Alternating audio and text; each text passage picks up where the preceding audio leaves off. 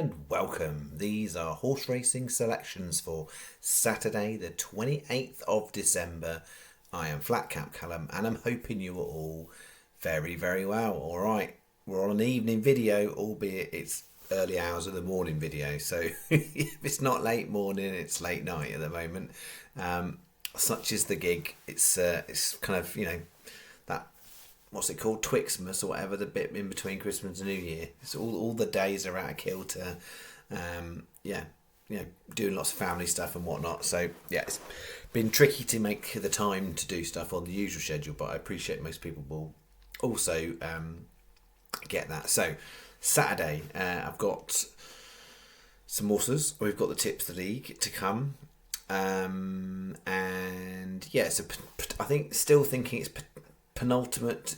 This will be the penultimate bets of the year. So I'm thinking I'll play Sunday, and I'm thinking I'm not playing Monday, Tuesday. That's still the current plan. So we need to do the review as well of Friday. I'll do that now. That didn't go so well. It was our heaviest loss since the beginning of November for a single day, as far as I can see. So 1850 on, we got Zippo back. We had 3 horses at Chepstow. All of them were 1 or 2 places out of the placings, but not close enough. And then Leopardstown, Gentleman to Me was not the right horse. There was an upset in the race, as I was expecting there would be, but not the one I was on. So that was no good. And then really sadly, the 2 horses I had in handicaps at Leopardstown both broke down, and both were running fine, and then both broke down. So I hope they were all right. So yeah, 0 return. I mean, it's one of those ones like, some people would go, it's crap, you didn't do anything, nothing got place. It's like, statistically, we were due a little bit of a bit of bad variance. So there you go, in one day, out the placings or injured horses or wrong horses, obviously, arguably all of the wrong horses. But there you go. So Saturday, right? I'll talk you through my slight deliberation on Saturday. Should also point out unofficial merch got for Christmas. Not sure. I mean, you probably can't see this down the screen, but turquoise. Probably I wouldn't. Official merch, I probably wouldn't go turquoise. But yeah, there isn't an online shop at the moment where you can buy these. It's a bit of a one-off, but yeah, eventually, we'll get some pens, notepads. Obviously flat caps, t-shirts. Don't know. Maybe like a shacket or something. Yeah, like a shirt jacket thing. Just a little bit of a emboss on there, flat cap kind of. I don't know. We'll see where we go with the merchandise. Anyway, I digress. So I was going to talk you through the Saturday thinking. It's a bit tricky. There was quite a few tight, borderliney tight ones, and I got the shortlist down to 10. 5 on the jumps, 5 on the all-weather. And I was then thinking, maybe I'll just do 2 5-horse bets. And then I've gone back through and I've looked at the odds and I've recalibrated on my scores. And and the market's moved on a couple of bits. And there's a couple that are like very bookmaker specific. Even like, you can only do this on 4 bookmakers, that kind of stuff. So what that means is I've got 5 horses that hit the star system and 1 other that doesn't hit the star system, but it's 100 to 1 shot, and I think it's worth playing because it's a really decent price. Because it's well overpriced, really, really well overpriced. But it's in one of these big field handicaps at Leopardstown. So we've got 6 horses, and what I've done is I've taken the 3 best star ones and put them in a smaller price Yankee with the 100 to 1 shot. And then I've got the 5 starred horses in a 5-horse bet. So it's a 4-horse bet and a 5-horse bet. The 3 horses are the same. You'll see what I mean in a minute. And then the borderline ones, I basically scuffed them out. I mean, they were all in and around the sort of 10 to 1 mark. So you're not, they're not massive prices. Some of them may well drift and then, much better to put on in the morning. But right now, time making this video, I'm happy with the end result of where I've got to. But I was fully expecting at one point to be putting out multiple bets. That's not what I've done. All right. Okay. Bet 1. So the Rogie in this big field handicap at Leopardstown.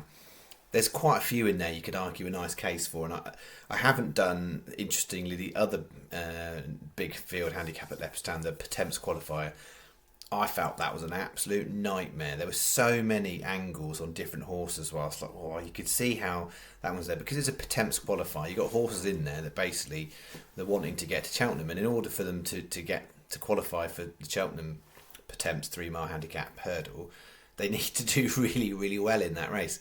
And I did, so I left it anyway. Where I got to on this one, there was definitely a few I could have chosen in here, and the only reason this horse has not starred is because of the volume of runners in the race. That's what's tipped it over, because you've got like 26 runners at the time of making this video. But this horse on hurdles form, I mean, yes, you look at it and you go, oh, it's £2 out the handicap. £2 not a great deal. Generally, this horse runs pretty consistently at 2.5 miles. Last time it was 3 miles and wasn't as good, but at 2.5 it's been pretty good. And yeah, they've tried it over. I think it tried over a Chasers. Maybe that wasn't so good either. But 2.5 miles on variable ground, and also when you look at the runs it's had on that 2.5 miles, it's gone off at much shorter prices. Like, excuse me. Oh dear. Yeah, a little bit on the rundown side. And yeah, short prices like single figures, low teens, that kind of stuff. And it's just massively overpriced. It's a very, very competitive race. There's lots of horses.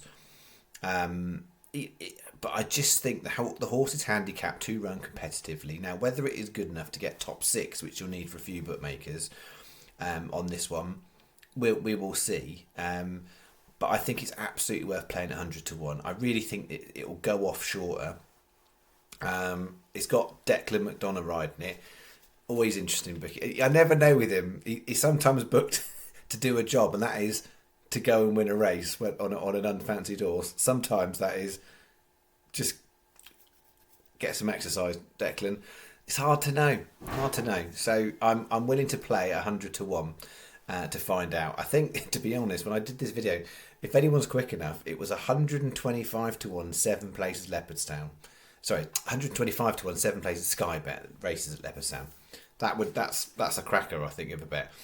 Not that I'll let you put much on it. So that's non-starred, and then we've got 235 Leopardstown, Gentleman's Game.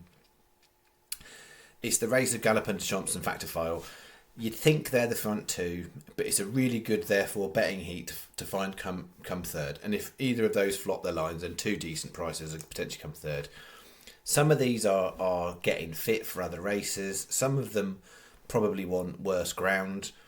Gentleman's Game generally runs fairly consistently to a reasonable enough standard, and it's just that bit higher than it's not a horse that really look like you could get it down into a place where it's going to be too competitive in handicap. So it's sort of being tried enough for place money each time, as far as I would look at it.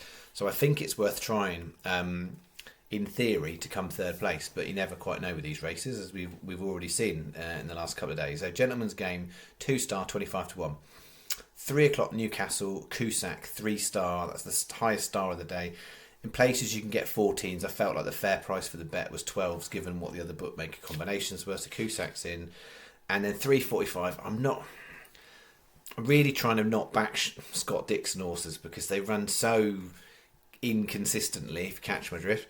But I can't get away from the fact he's a really well handicapped horse under those conditions at that sort of distance at Southwell. So it's a decent price. We'll try our luck. 2-star, whether it's the Scott Dixon going day or not. 22 to 1. So the bet is 15p each way Yankee. That's £3.30 total, and a 75p each way single on Rideau Canal. Sky come out best. 365 are second best. Paddy, Betfair, Betfred are joint third best, and then beyond that, Unibet, Ball Sports, Betway. Note, and you'll note on the other bet, the lack of your Corals, your Labrooks and Hills. They are not bookmakers generally at the moment. You would want to be playing with these extra place races. So the type of stuff I do for extra places, your main 3 high street ones in the UK. Generally, if you're in Ireland and you've got Paddy and you've got Ball Sports, it's not as bad. But in the UK, Labrooks, Corals, Hills, not so good. 480 is the bet for bet 1. And then, so we've got here bet 2. The last 3 are the same. We've got 2 different ones at the front. So these are the 5-star selections I've got for 5-starred selections for Saturday. 1 o'clock Catterick, Shattered Soldier, 1 star, 11 to 1. 1:45 Newbury, Get a Lead, 1 star, 12 to 1. You can get bigger in places. And then we've got 2:35 Leopardstown, Gentleman's Game, 2 star, 25 to 1. 3 o'clock Newcastle, Cusack, 3 star, 12 to 1. 3:45 Southwell, Shaw Park, 2 star, 22 to 1. The bet, 10 times 15p win doubles, that's win doubles. 10 times 15p each way trebles. 5 times 15p each way fourfolds. And the fivefold, so I can make it up to a round amount, it's just 10p each way fivefold for that. So that bit adds up to 620. That's 620. £1 win singles on Shattered Soldier, Get a Lead and Cusack. 75p each way singles on Gentleman's Game, Shaw Park. This one, 365 Sky or Betfred are joint best on this one. 365 Sky or Betfred. And beyond that, Paddy, Betfair, Unimet, Boyle Sports, Betway. If you can read my quick handwriting. I don't even call it handwriting, just writing. Just squiggle. Bet 2, that's 11.20. So the full thing, 16 quid for Saturday. And as I said, I think we've got one more day of the year outside this day. So we're looking for some sort of festive period miracle if we're going to get a couple £100 kind of win day. But you never know. You never know, do you? But yeah, because this week's we obviously lost yesterday, and then the day before we lost a few quid. So I think we're about 25 down for this week. So it would be nice to get something back on the board. We'll see. We're never owed. Sometimes you're due. We've had a nice little spell. We're definitely due a big win, but we're not necessarily due profit. So depends on your interpretation of the maps on that one. And then Tipster League. So Tipster League, it's that time of year where Leicester Races is on ITV Racing. What? I mean, they're not even great handicaps as far as I can see. And there's a difference between what I've seen online versus the actual races. But as far as I can make out, there are 4 races at Newbury on ITV Racing, 2 at Leopardstown, which is great to get some Irish stuff on ITV Racing, and 2 races at Leicester. You just know that's where they're going to send Luke Harvey, isn't it? Literally, he'll be the person that's there.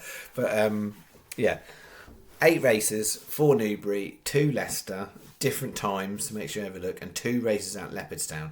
So if you're entering the Tipster League, it's the last Saturday of the year. It's the last chance. Can anyone beat Des? That's the question everybody needs to feel we can find an answer for. Then and I've just remembered, haven't I? I've just remembered at this particular moment. I haven't actually done the Tipster League result for last week, have I?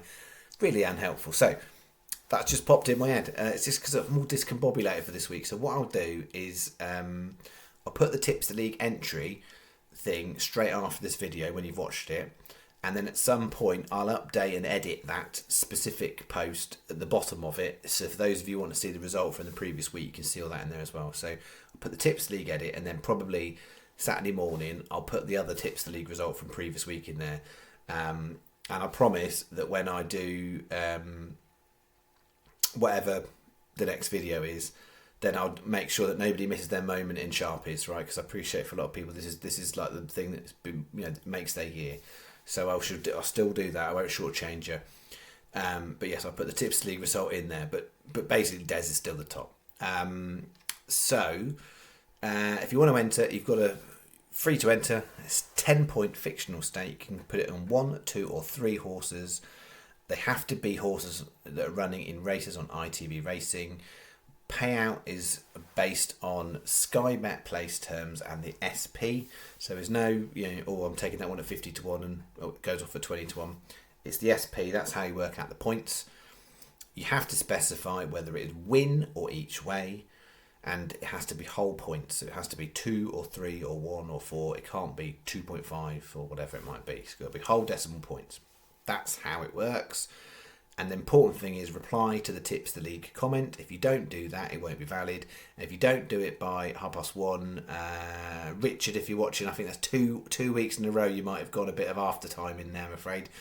It is 1:30. It used to be 2. It's now 1:30. You've got to be entered by 1:30. The first race on ITV is 1:25, I believe. So I should be watching, as will Stephen, for anyone trying to be a little bit cheeky at 1:29 and put the result from the 1:25 at Leicester. Ain't going to work. So I think that's it. Yes, I'm just feel quite bad. I apologise for anyone who got in the top 10 last week at the Tipster League and is waiting for their moment, and it hasn't happened this week. But hopefully also you can understand we're out of kilter a little bit. So that's where we're at. I think that's all I was going to say. I appreciate we haven't had a ramble this week, but again, I haven't had the time. We'll see where we get to the next couple of videos, but I'm planning one more horse racing selections video, and then I'm planning to do an end of year review video that might be out New Year's Day. That's the plan. You never know. Monday or Tuesday, I might get surprised. We'll find out. But I'm not planning to do any selections on New Year's Day. Again, I should point that out as well. So New Year's Day is a good day's race. There's 9 meetings on, Cheltenham's on. But I am not planning to put any selections out for New Year's Day, just to be clear. All right. I will end there. Thank you very much. Enjoy your weekend whenever it starts, if it has already started or hasn't started yet. I'll see you on the next video. Bye-bye.